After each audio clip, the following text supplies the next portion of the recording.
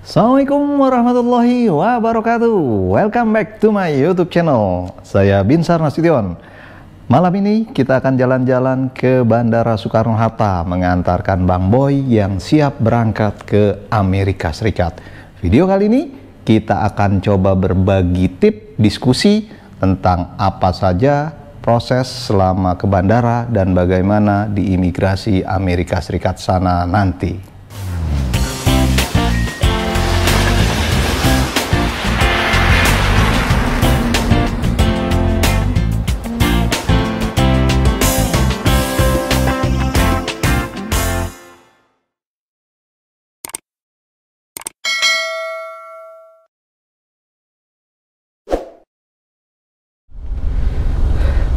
Nah, sekarang kita sudah berada di mobil. Di sebelah saya ada Bang Boy.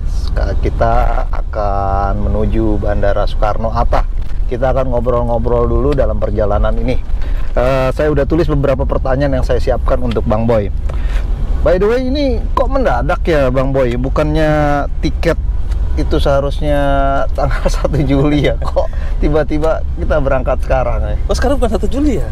Oh iya, kebetulan kemarin dapat kabar dari grup di DV, ada yang ngirimin kalau Indonesia sudah high risk gitu. Jadi WHO yang menyampaikan bahwa Indonesia high risk. Di situ dia mengatakan kalau semua negara berhak untuk tidak meloloskan negara yang sudah high risk. Yang negara yang high risk kan maksudnya nggak memperbolehkan masuk begitu? Tidak memperbolehkan masuk, itu berhak gitu loh. Jadi terserah dari negara tujuan itu sendiri. Tapi kan saya sebagai pribadi juga sudah memimpikan ini sudah lama ya, dari 2 tahun yang lalu saya sudah memimpikan dan ini sudah dapat ya. Tapi saya kan berangkat duluan. Sorry saya potong, tapi kan kata Menkes itu nggak benar, itu hanya isu aja.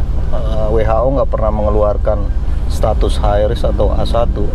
Buktinya di Amerika sendiri, di kedutaan besar Amerika itu sendiri sedang dalam pantauan Indonesia ini gitu, sedang dalam pantauan. Jadi kemarin juga saya sudah buka di government-nya itu sendiri dan itu sedang dalam pantauan gitu loh. Tapi memang Hong Kong juga sudah lockdown.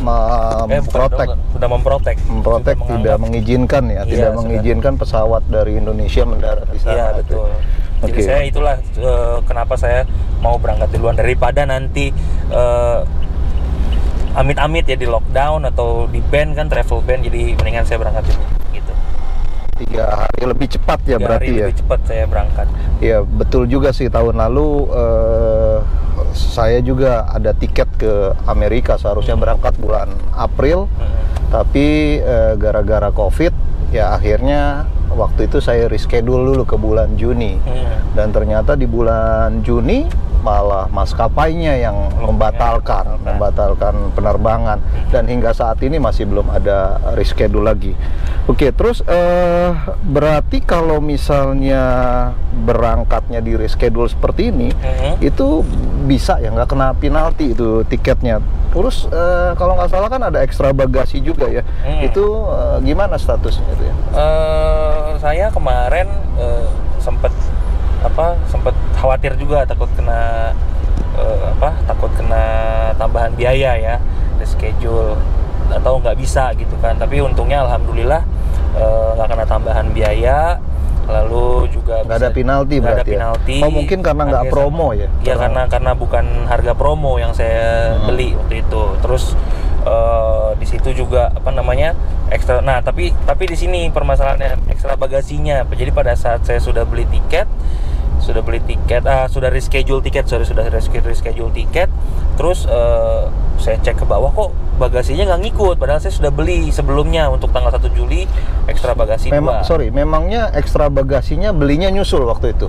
Nyusul. Oh jadi pertama beli dulu tiket original, terus nyusul ekstra bagasi, terus kemudian reschedule tiketnya. Dan pada saat reschedule itu si ekstra bagasinya nggak ngikut. Kalau rule-nya itu peraturannya kalau gimana? Rules-nya itu sendiri sih di Qatarnya itu sendiri saya baca sih nggak masalah gitu loh. Selagi rutenya masih sama gitu loh. Rutenya sama, lalu hanya dead change aja, nggak Hanya masalah. perubahan tanggal. Iya, dan tidak pindah pesawat, tidak pindah dan bukan penerbangan maskapai lain gitu loh. Dan nggak promo juga kali Iya, ya. dan nggak promo juga. Tapi memang, ya nanti mudah-mudahan di bandara kita cek sih. Mudah-mudahan makanya ini berangkat lebih awal masih belum untuk tahu ya. untuk biar tahu aja gitu loh, apa namanya, mudah-mudahan nggak masalah di bagasinya gitu. Berarti nanti kita akan cek di bandara aktualnya seperti apa gitu. Iya. Memangnya dapat tiket harga berapa waktu itu dan bawa ekstra bagasinya berapa sih? Jadi kemarin tuh beli tiket di bulan apa ya? Di bulan Mei ya. Mei, Juni, Juli. Oh enggak, sorry, di bulan Mei. Di bulan Mei saya beli tiket. Bulan lalu dong? Ya, bulan lalu. Bulan lalu saya beli tiket itu kenanya di harga 9,5. 9,5 juta. Berarti mungkin waktu reschedule juga harganya masih 9,5, makanya iya, kena masih penalti. 9,5 harganya. Terus sama lah harganya. Ekstra bagasi bawa berapa emang? Karena harus beli lagi. Iya, karena saya ini kan berangkat sendiri terus apa namanya, istri juga nanti nyusul sama anak. Jadi daripada dia ribet sambil bawa bayi, bawa koper banyak, jadi kemungkinan nanti istri tidak bawa bagasi. Jadi bagasi istri semua saya bawa. Makanya saya nambah 2 bagasi gitu. Itu isinya perlengkapan istri sama istri doang sih. Kalau anak nanti kan sehubungan dengan bertambahnya usia, kalau anak kecil kan lebih cepat tumbuhnya. Jadi nanti kemungkinan hanya bawa baju sedikit yang cukup di sini, nanti di sana tinggal cari-cari lagi. Jadi bawa cabin aja nanti rencananya. Bawa cabin aja mungkin, stroller, cabin sama hip seat sih gitu. Iya, sama tas gendong gitu, isinya perlengkapan bayi. Mungkin subscriber juga belum tahu tuh kenapa istrinya nggak ikut berangkat bareng. Mungkin bisa dijelaskan ulang kenapa. Iya, kan waktu itu saya pernah ngomong juga ya di vlog sebelumnya. Di situ strategi saya sendiri sih ini, strategi saya untuk menghemat. Karena kalau saya berangkat sama istri dan anak sekaligus, otomatis uang yang dibawa ke Amerika sama, tapi biayanya malah lebih gitu loh. Jadi strategi saya adalah saya cari kerja di sana selama 1-2 bulan ya kan, selama istri belum datang, saya 1-2 bulan. Jadi mungkin nanti insya Allah, mudah-mudahan ya, insya Allah ya, dapatlah di bulan Juli ini kan, karena berangkat saya bulan Juni, mungkin bulan Juli saya dapat. Jadi di bulan ketiga pada saat istri saya datang, saya sudah ada penghasilan penghasilan tetap gitu loh. Jadi untuk biaya bulanan, untuk nutupin biaya bulanan, sehingga nggak perlu bawa tabungan terlalu banyak. Karena biaya single kan nggak sebanyak kalau keluarga gitu ya. Oke. Jadi kira-kira bulan September lah mungkin. September insya Allah. Gitu ya. Mudah-mudahan sih pada saat itu nanti nggak ada masalah tentang COVID atau travel ban ya. Karena kan visanya itu juga ada masa berlakunya sampai 17 September. Karena memang ada resiko juga di situasi yang nggak pasti seperti COVID sekarang ini. Kalau misalnya kita ternyata sempat kena travel ban dan harus mundur, dan ternyata pada saat mundur jadwal barunya itu sudah habis, visanya sudah expire, itu kan jadi bermasalah juga nantinya, nggak bisa masuk ke sana. Oke, by the way, berapa lama sebetulnya penerbangannya ini nanti? Terus naik maskapai apa ya? Saya naik maskapai Qatar Airways. Itu favorit keluarga sih sebenarnya. Jadi kalau kemana-mana kita pakai Qatar gitu. Terus kenapa? Karena transitnya di Doha. Dan transit di Doha itu karena saya salah satunya milih Qatar karena di Doha cenderung lebih aman COVID-nya gitu. Tidak ada pemberitaan yang negatif lah di sana. Supaya nggak ada ini ya, kalau misalnya tiba-tiba ada isu COVID, nanti takutnya nanti jadi malah mereka lockdown, malah nggak bisa berangkat ya. Malah ketahan di Doha, bukan berangkat ke Amerika tapi malah ketahan di Doha. Atau malah pesawatnya sendiri nggak jadi operasi. Iya, nggak beroperasi juga. Penerbangannya itu ya sekitar 26 jam. 26 jam berarti sampai sana sekitar jam berapa? Jam 4 sore. Sekarang kan flight saya kan jam 2 malam ya. Flight jam 2 malam itu ke Doha sekitar 8,5 jam. Ya, sampai waktu di Doha tuh sekitar jam 6 lah. Jam 6 waktu Doha. Di sini saya lupa berapa jam. Nah, dari situ transit 3 jam langsung lanjut ke Washington. Sampai Washington sekitar jam 4 sore waktu Washington. Gitu. Iya, berarti kalau jam 4 sore sampai di sana, berarti di Indonesia kurang lebih jam 3 subuh lah ya, 3 Jam subuh 3 besok. subuh. 3 Jadi subuh. ya jam 4 sore di sana, jam di sini jam 3 subuh. Oh, berarti Washington ketinggalan 11 jam lah, kurang lebih Iya, ya. 11 jam. Tadi alasan pakai Qatar kenapa, kan ada SQ, ada Iya, JAL. kalau- Selain harga ya, selain masalah Dan harga. harga ya. Harganya juga, satu harganya juga lumayan sih, lumayan lebih murah ketimbang maskapai lain. Nah kalau SQ Pada saat itu ya kebetulan dia lagi murah, karena bisa saja pada season tertentu kan Qatar bisa lebih ya mahal. seasonnya tergantung season sih. Nah kalau di SQ itu kenapa nggak milih SQ, karena satu sih waktu itu Dia flightnya lama. pesawat Singapura juga kan dia kalau nggak salah itu. SQ itu kan jadi transitnya di Singapura. Transit Singapura dan lebih lama gitu loh penerbangannya, transitnya lebih lama di Singapura. Terus kenapa nggak milih JAL karena atau ANA ya, JAL atau ANA karena JAL atau ANA sering transit, banyak kan transit 2 kali gitu. Jadi membuat saya lebih capek dan takutnya pada saat saya pilih penerbangan transitnya beda bandara. Jadi otomatis saya mesti bawa koper lagi gitu kan, terus mesti nggak bawa koper, harusnya check in lagi gitu loh, ribet lah gitu. Sebetulnya sih nggak check in lagi. Memang JAL itu seringkali kalau ke Amerika itu nggak seringkali, ada beberapa flight yang sampainya di Narita tapi nanti terbangnya lagi dari Haneda. Sementara dari Narita ke Haneda itu sekitar 40 menit kalau nggak salah, dan bagasi harus keluar. Iya. Berarti kan harus keluar bagasi ya, betul, check in lagi ya, check in lagi, masukin bagasi lagi. Sedangkan takutnya transitnya cuman 3 jam kayak di Qatar gini kan, 3 jam itu udah pasti lari-lari deh. Harusnya sih jamnya disediakan cukup sekitar, tapi tetap ngerepotin lah itu. Iya. Tapi kalau yang Singapura itu juga resiko COVID juga, selain tadi transit lama ya. Iya, takutnya di Singapura juga di lockdown juga takutnya ya. Ya, ada persiapan khusus nggak yang dipersyaratkan sama si maskapai ini supaya kita bisa terbang nih? Persiapan khususnya dari persyaratannya itu harus ada PCR test dan diharuskan PCR test. Tapi sebenarnya kalau sampai Amerika sih nggak harus PCR test, antigen juga bisa. Tapi ini kan karena persyaratannya di maskapai, jadi kita terbang pakai maskapai tersebut, kita ikutin peraturan. Oh, jadi PCR itu dari maskapai. Kalau dari pemerintah Amerika Serikat sendiri antigen cukup. Tapi PCR test itu kapan seharusnya paling cepat boleh dari peraturannya itu? Di situ tertulis berlakunya itu 72 jam sebelum keberangkatan. Jadi pada saat sampai Washington itu masih berlaku gitu loh. Jadi pada saat di Doha itu nanti masih berlaku untuk masuk lagi ke pesawat Doha, untuk masuk lagi ke pesawat untuk pergi ke Washington gitu. Nanti kan dicek gitu. Jadi waktunya 72 jam dari situ. Berarti kalau tadi malam ini reschedule-nya kapan? Tadi malam. Baru tadi malam reschedule, berangkat malam ini, berarti cuma 1 malam. Itu kapan PCR? Tadi pagi. Oh, tadi pagi. Oh, itu hasilnya gimana? Udah ada hasil belum? Di mana itu? PCR-nya di daerah Kemang, labnya di Kemang. Saya ambil yang paket yang 4 jam jadi. Itu harganya 1,1. Oh, 4 jam jadi. 4 jam itu ya? 4 jam jadi. Ada yang 15 menit jadi itu, tapi harganya lebih mahal lagi. Oh, lebih mahal itu yang 4 jam. Ada yang lebih murah lagi nggak selain? Ada yang lebih murah, itu sekitar 12 jam. 12 jam itu sekitar 800-an ya. Selisih 200.000 aja ya? 300.000 ya. Berarti kalau 12 jam pagi tes, malam ini belum tentu jadi ya? Iya, takutnya. Nah, itu hasilnya apa? Berupa surat atau apa itu? Dia berupa kertas gitu sih, kertas hasil. Dikasih kertas gitu hasil? Iya, dikirim WA. Sebenarnya dikirim WA, filenya PDF, kita yang print sendiri. Itu ada file-file asli kalau itu. Jadi hasilnya dikirim lewat WA. Jadi kita nggak nungguin di sana 4 jam dong? Waktunya juga proses juga cepet kok, nggak lama gitu.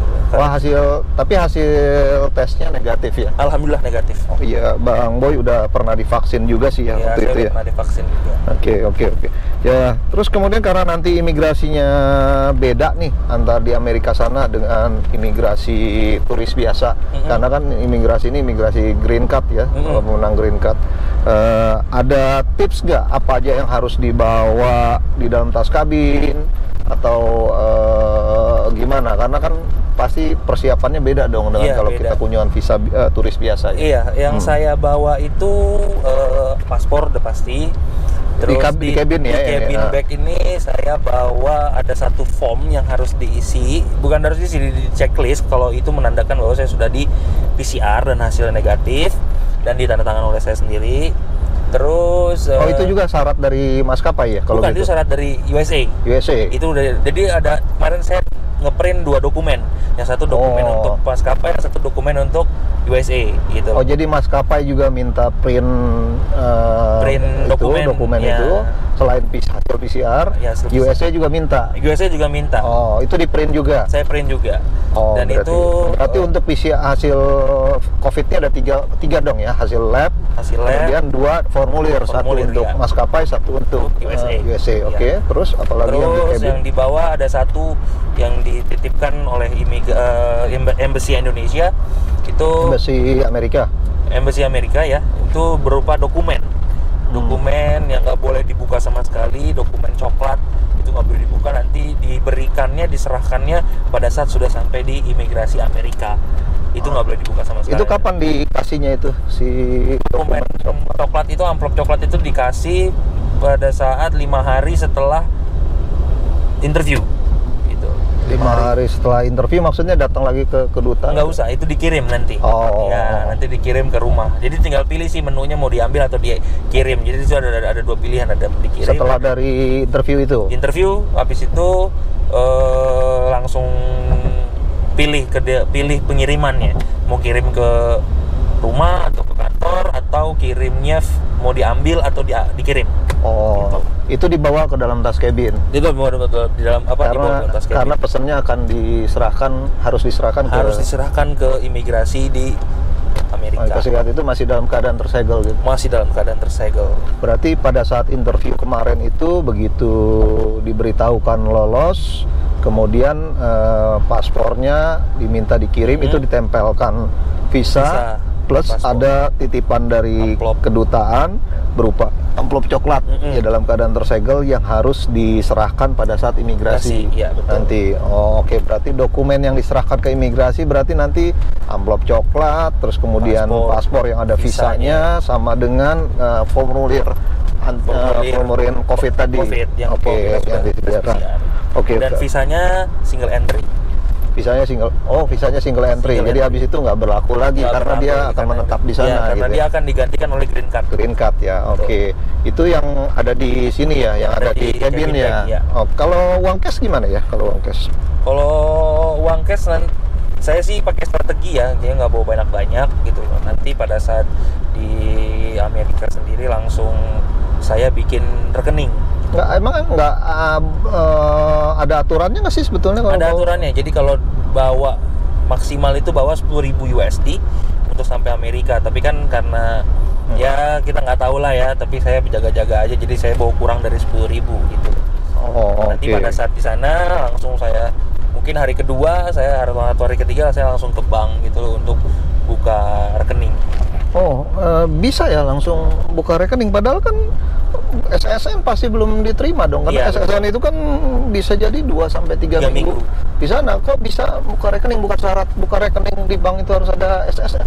Ya, awalnya juga saya mikir seperti itu, cuman kebetulan salah satu teman saya yang sudah sampai di Amerika, pemenang DV juga sudah sampai di Amerika, dia bisa buka rekening tanpa pakai SSN gitu loh, hanya menggunakan paspor dan KTP.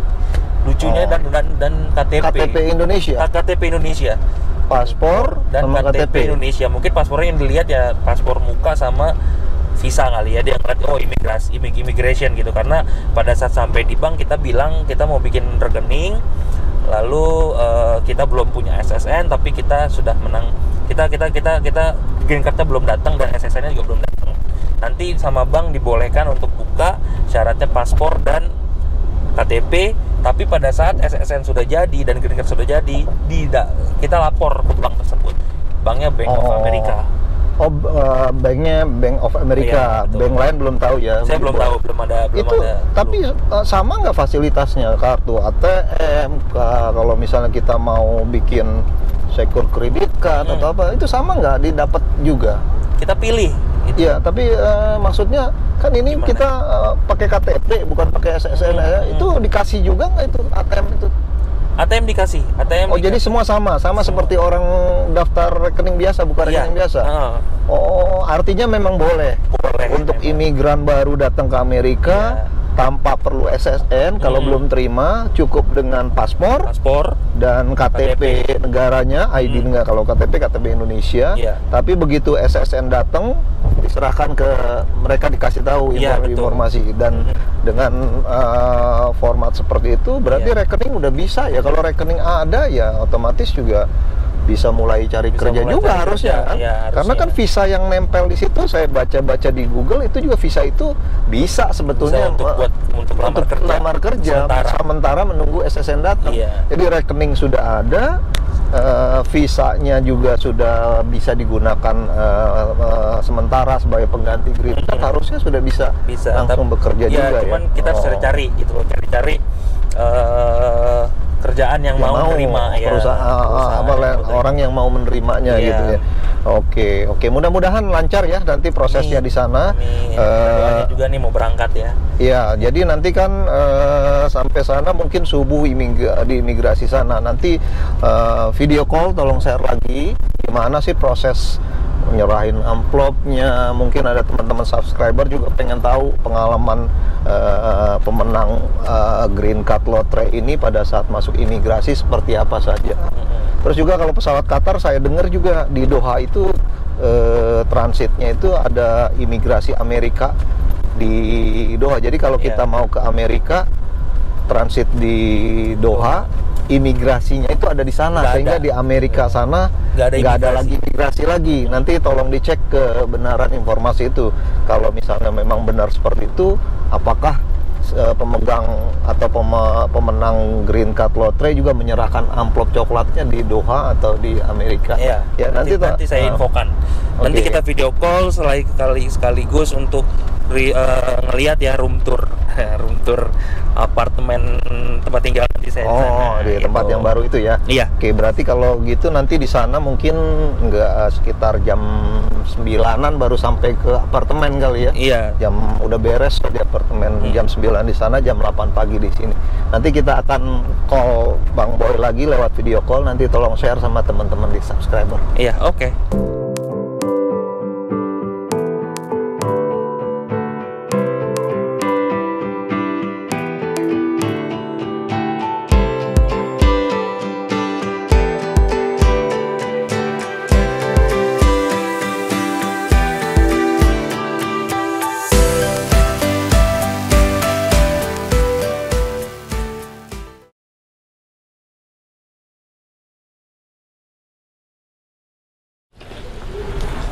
Gimana tadi Bang Boy? Aman bagasinya? Alhamdulillah udah, bagasinya aman. Ternyata cuma nyangkut doang, jadi nggak masalah. Nyangkut karena tiketnya nggak? Karena tiketnya jadi nggak kebawa. Tapi ntar dicek sama dia langsung. Iya, di reschedule. Jadi ketika yang bagasi beli nggak kebawa. Tapi terdaftar di situ ada. Oh, terdaftar. Ya, aman pokoknya. Jadi aman ya. Jadi bagasi juga harusnya lewat ya 101 kilo ya. Kan maksimal 100 kilo harusnya. Tapi itu lolos juga ya. Mungkin karena beli bagasi banyak kali ya makanya lolos. Ini juga cabin juga kan? Cabin juga banyak ya. Ini 13 kilo ini. 13 kilo total atau ininya? Enggak, ini doang 13 kilo. Oh, yang cabinnya 13 kilo, belum lagi yang hand carry-nya ya. Tapi itu malah nggak ditimbang juga ya. Ya alhamdulillah nggak terlalu ketat lah ya. Mungkin karena beli banyak ya. Banyak karena beli bagasinya banyak kali ya. Berapa jam tadi antrinya? 2 jam. Masya Allah. Ya udah, ini nanti langsung masuk ke dalam ya kan, langsung ke imigrasi. Nanti begitu sampai sana, informasi kita video call, biar share sama teman-teman di subscriber sini, biar mereka tahu pengalaman di imigrasi sana. Oke. Ya. Bye-bye semuanya. Sampai ketemu lagi. Sampai ketemu, hati-hati di jalan. Ya, jalan waktu. Fi amanillah. Sehat-sehat ya. Ya, hati-hati. Dadah, hati-hati. Assalamualaikum. Waalaikumsalam warahmatullahi wabarakatuh. Dadah.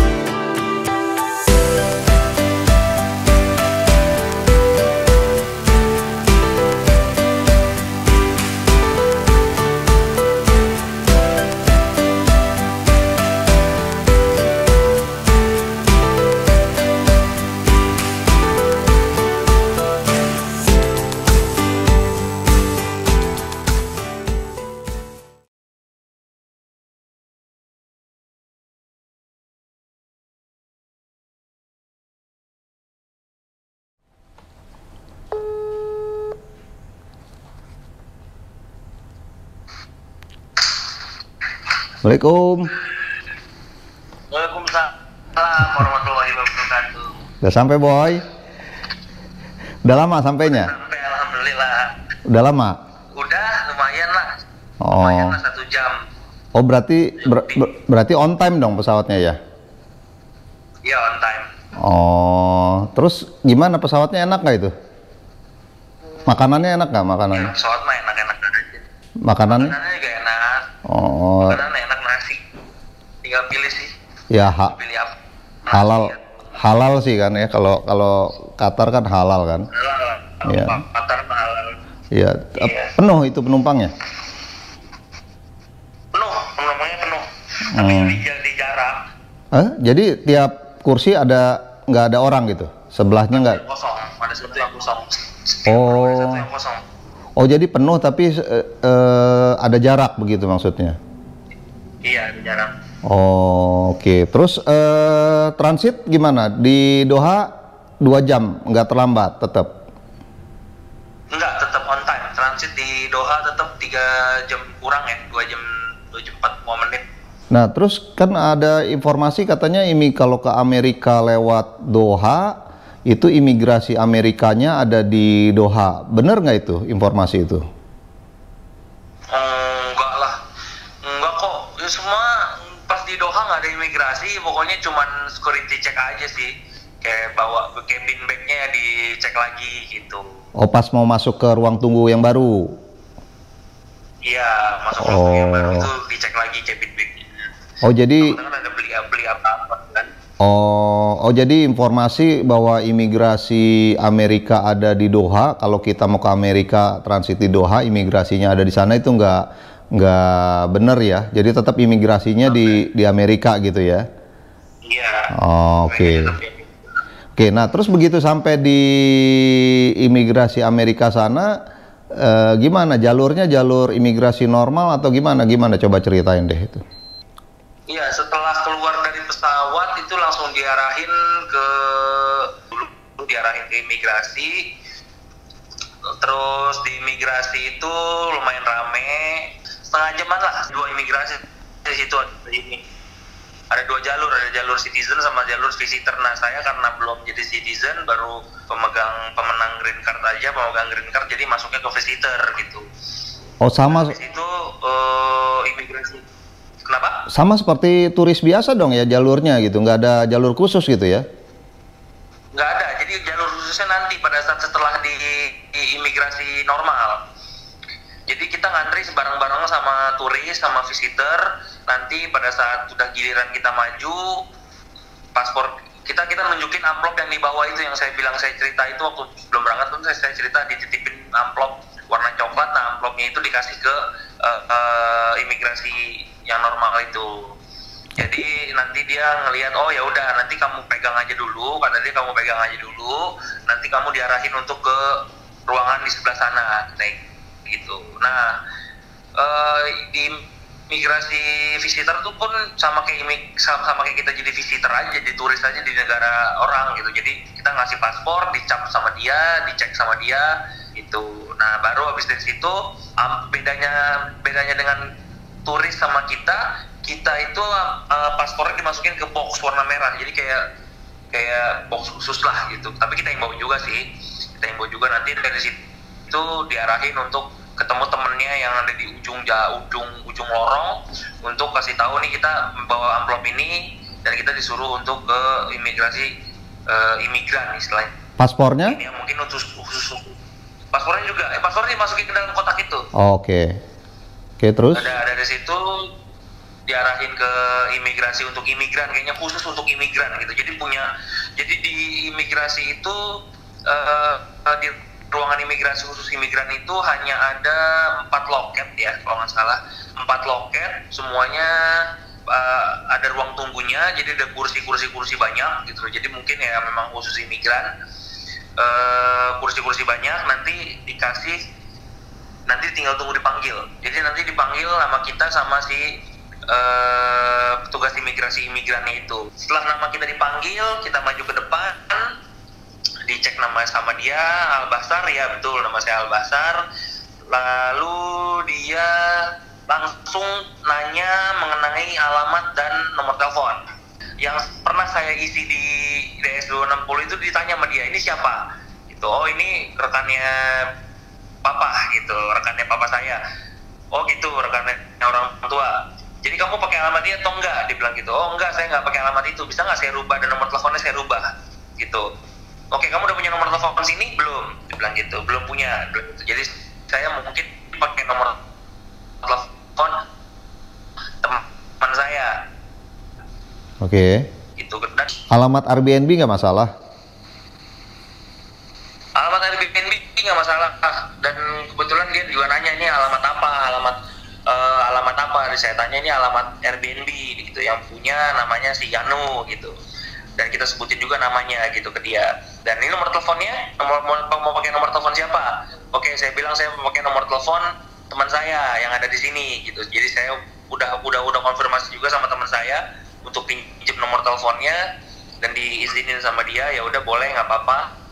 Jadi saya kasih aja nomor telepon teman saya itu ke dia.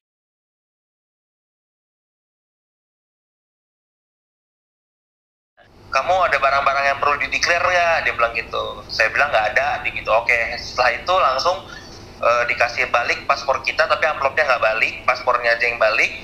Dari situ paspor balik, kita langsung disuruh keluar. Nah, dari ruangan itu ke pintu keluar bandara itu, ke pintu keluar kedatangan itu tuh cuma 1 langkah gitu. Jadi istilahnya kita belum ngambil koper, belum apa, tapi kita udah disuruh keluar. Nah, dari situ kita ada petugas yang menjaga di pintu keluar. Nah, petugas menjaga pintu keluar itu langsung nanya ke kita, ada barang-barang yang dibawa nggak, bagasi? Oh, saya bilang ada. Oke, saya disuruh ambil barang-barang saya di bagasi, ambil barang-barang saya, bagasi saya disuruh diambil. Jadi alurnya muter sebenarnya. Oke, terus itu troli ya juga ada di sana atau bayar juga? Troli bayar $6. Ada di sekitar situ? Ada, troli bayar $6 ada di sekitar situ. Ada di sebelahnya Bel. Di sebelahnya Bel ada. Oke, terus habis itu dari situ keluar, terus kemudian jadi pesan Uber. Saya nggak pesan Uber, Basar pesannya taksi bandara, karena saya cek Uber ternyata di jam segitu itu harganya tinggi banget. $126 itu yang sedan. Kalau itu pun saya ditolak gitu loh. Karena dia nanya bagasi, ada bagasi ada, saya bilang berapa, saya sebutin aja, saya bawa 5 koper, 4 koper besar, 1 koper kecil, dan 1 tentengan dan 1 handbag. Saya bilang, oh kamu pesan Uber SUV aja, dia bilang gitu. Nah, Uber SUV itu harganya 138 atau $148 gitu. Nah, itu ditolaknya by phone atau dia udah datang? Enggak, ditolaknya di chat. Oh, di chat. Oh, akhirnya naik yang taksimeter. Naik taksimeter, tapi taksi bandara ya, khusus bandara. Jadi nggak ada taksi yang bodong atau apa yang main masuk aja, nggak ada. Jadi memang khusus taksi bandara. Iya, terus itu, flyer namanya. Iya, itu terus dimasukin bagasi, dimasukin trangnya dia cukup, koper-kopernya itu. Cukup, sedan padahal. Cukup. Semuanya, part-partnya. Semua, jadi ada 3 yang masuk ke trangnya dia, ada 3 koper besar trangnya dia, 1 tas besar saya yang 32 kilo itu di kursi depan, lalu cabin bag di tengah sama saya, 2 cabin bag di tengah sama saya. Oke, terus jadi berapa kalau pakai meter, kenanya berapa ke Silver Spring dari Dallas Airport itu? Tadi $79, belum sama tipsnya $20, jadi sekitar $99 sekian lah. Oke, terus sampai di apartemennya itu kan maju tuh tanggalnya, masih bisa ya, masih ada ya, boleh ya sama dia ya, kan dia janjiin lewat online tuh katanya bisa gitu kan, kita nggak mesen lewat Airbnb. Iya, jadi pada saat saya reschedule tiket kemarin itu, kebetulan saya langsung kontak pemilik apartemennya gitu, bisa nggak saya nambah hari gitu. Oh bisa lah bayar, tapi kan di Airbnb sudah nggak bisa booking sama sekali kan, karena akun saya udah ngeblok di tanggal 1 Juli, jadi saya nggak bisa ngeblok lagi punya dia. Tapi kata dia, bisa, udah disiapin kok kamar kamu, udah rapi, udah bersih, dia bilang gitu. Jadi kamu tinggal datang ke sini, dan pembayarannya juga cash gitu loh, untuk sampai tanggal 31 ini. Jadi bayar cash untuk 3 malam maju di depan, kebetulan kosong makanya bisa gitu. Bayar cash sama dia. Oh, berapa semalamnya? Dia sih ngenainnya $40 ya. $40. Waktu online yang sebulan itu berapa semalamnya? Sekitar segitu juga? Sekitar segitu, tapi kan itu belum sama teks. Berarti yang cash itu nggak sama teksnya gitu? Enggak kayaknya. Karena kan dia nggak perlu bayar teks kan, berarti kan? Iya, kan cuma 40 aja kan. Kalau pakai teks berarti harusnya kan 50-an dong harusnya. Iya, betul. Oke. Terus apartemennya gimana? Sesuai dengan foto atau sesuai dengan foto ya? Sesuai dengan foto banget sih. Sesuai dengan foto. Ya udah gini deh, ini karena sinyalnya nggak terlalu bagus, nanti tolong videoin aja apartemennya kayak gimana supaya nanti bisa diceritain sama teman-teman subscriber apartemen yang senilai 21 juta sebulan tuh kayak apa sih bentuknya. Padahal sebetulnya kan itu rata-rata di Airbnb segitu ya, jadi bukan apartemen yang mewah-mewah banget gitu. Ya udah deh, istirahat aja terus sholat, jangan lupa itu kan tadi udah waktu maghrib sama isya ya. Iya. Nah, ya udah itu aja Boy ya. Welcome to Uncle Sam Country. Jangan lupa salam sama Uncle Sam Samsudin. Ya udah ya. Yo, assalamualaikum. Iya, waalaikumsalam. Nah itu dia. Ternyata imigrasinya lewat jalur imigrasi biasa. Jadi di imigrasi sana ada 2 jalur. Jalur yang visitor sama jalur yang citizen, dan karena tidak ada petugas di depan sana, jadi Bang Boy ngantri di jalur yang visitor. Sesampainya di box imigrasi sana, dia serahkan amplop coklatnya, dan ternyata amplop coklatnya dikembalikan lagi karena nanti akan diserahkan di ruangan berikutnya. Paspornya diminta hanya distempel seperti biasa, kemudian paspornya dimasukkan ke kotak merah, dan Bang Boy diarahkan ke satu ruangan imigrasi yang khusus untuk imigran. Lalu Bang Boy berangkat ke sana, dan di sana sudah ada beberapa orang juga katanya yang antri. Di sana ada 4 tadi kalau nggak salah, ada 4 box interviewer yang menunggu di sana. Kemudian namanya dipanggil karena paspornya tadi dikirim lewat petugas, ya, namanya dipanggil, kemudian diserahkanlah amplop coklatnya kepada petugas imigrasi yang kedua di lokasi yang kedua tadi. Nah, di situ ditanyakan ulang apakah alamat pengiriman green card-nya masih sama dengan yang di DS260 ini atau mau dirubah. Nah, karena kebetulan memang rencana awal kita tadinya mau pindah ke Los Angeles, tapi akhirnya kita putuskan untuk ke Washington DC, maka alamatnya dipindah. Disitulah dikasih alamat yang baru, dan ternyata alamat Airbnb diterima juga oleh petugas imigrasi. Setahu saya alamat hotel yang tidak boleh, kalau alamat Airbnb masih boleh. Begitu juga dengan nomor telepon. Yang diminta adalah nomor telepon lokal. Jadi kalau Anda berangkat ke Amerika Serikat dengan karena menang green card, tolong siapkan nomor telepon lokal, entah kawan Anda, kerabat Anda yang ada di Amerika Serikat sana, karena nanti itu akan diminta oleh petugas. Sesudah itu diberikan form yang sudah diisi tentang declare barang-barang. Dia tanyakan juga apakah ada yang dideclare, misalnya bawa uang lebih atau tidak. Karena tidak ada yang dideclare, diserahkan formnya itu yang sudah dia isi. Lalu keluar dari ruangan itu ternyata langsung exit ke pintu exit. Tapi di pintu exit itu ditanya lagi, ada petugas lagi di sana apakah ada bagasi. Karena ada bagasi, akhirnya balik lagi. Jadi seperti muter, arahnya seperti muter. Sesudah keluar bagasi, kemudian keluar dari airport, taksi pun ternyata lebih mahal pakai Uber. mungkin karena jamnya kali, karena jam pada saat sampai sana sekitar jam 5 sore, jam office, jadi lebih mahal. Akhirnya pakai taksimeter. Biaya taksi kurang lebih sekitar $100 dari Dallas Airport ke Silver Spring. Jadi Silver Spring itu ada di sekitar pinggir Washington DC. $100 kurang lebih sekitar 1,5 juta. Mudah-mudahan informasi ini bermanfaat. Terima kasih. Assalamualaikum warahmatullahi wabarakatuh.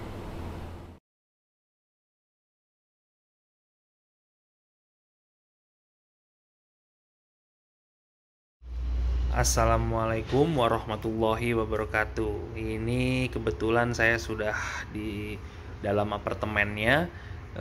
Ini saya mau room tour dulu ya apartemennya ya. Seperti apa sih apartemen di Amerika nih yang harganya 21 juta. Oke, kita room tour dulu ya. Di sini ada ruangan servis, ada ruang nih, ada dapur ya, ada sinknya juga, dikasih microwave. Ini kebetulan barang-barang apa makanan saya semua ini itu sudah saya siapkan buat saya di sini gitu. Terus ada kulkas juga, kulkasnya lumayan besar ya, di sini kapasitasnya juga besar. Nah, ini tadi saya beli minuman Starbucks. Lalu di sini, sebelah sini itu ada kita lihat di sini ada washer dryer ya, emang ruangan untuk servis sih udah disiapin. Nah, enaknya di sini tuh kalau sewa apartemen atau apa udah dapat gitu loh, include dengan washer and dryernya. Tuh ini ada ya, pokoknya inilah ya. Itu kita beralih ke ruangan selanjutnya. Ini ada kamar mandi ya. Sebelum saya nyalain, ini ada kamar mandi. Kamar mandinya juga nggak begitu besar ya, untuk cukup lah untuk mandi. Tuh, ini ada kamar mandi. Lalu di sini saya nggak tahu apa. Ini barang-barangnya dia, saya nggak berani otak-atik. Tapi ada sapu, berarti kita disuruh nyapu. Oke. Di sini disiapin lemari apa ya, ini lemari untuk pakaian ya. Ya, lemari plastik. Di sini ada ruang tamunya, tapi kebetulan nggak boleh bawa tamu di sini. Jadi hanya yang terdaftar aja yang boleh masuk. Jadi private sih. Nah, ini ada meja makannya. Ya. Nah, ini ruangan kamar tidur. Nah, kamar tidurnya ini ukurannya sih lumayan ya, nggak terlalu kecil dan nggak terlalu besar, jadi pas lah. Ini tadi saya ngeluarin barang-barang, tuh barang-barangnya baru dikeluarin semua, banyak. Ini tuh ini ada koper saya juga, dan di sini ada meja kabinet, meja apa ya, meja rias gitu. Halo, assalamualaikum semua. Nah, gitu. Dah segitu aja. Seukurannya ya lumayan lah ya. Tapi sebenarnya kalau 21 juta ya, kalau di Indonesia kan udah bisa dapet banyak banget ya. Udah bagus banget gitu loh, mewah banget apartemennya. Tapi ya di sini rata-rata memang segitu gitu loh fasilitasnya. Dan itu ya oke untuk tempat tinggal sementara gitu ya. Kita nggak bisa ngapa-ngapain juga. Ya, sekian room tour dari saya. Nanti insya Allah mungkin 2 bulan ke depan saya akan mencari apartemen yang lebih yang bisa untuk bawa anak dan istri saya nanti pada saat anak istri saya kesini. Nah, nanti saya room tour lagi deh apartemen yang saya sewa nanti seperti apa. Oke, good luck semuanya. Semangat untuk ikut DV-nya, jangan menyerah. Namanya rezeki nggak akan kemana gitu loh ya. Oke, assalamualaikum warahmatullahi wabarakatuh.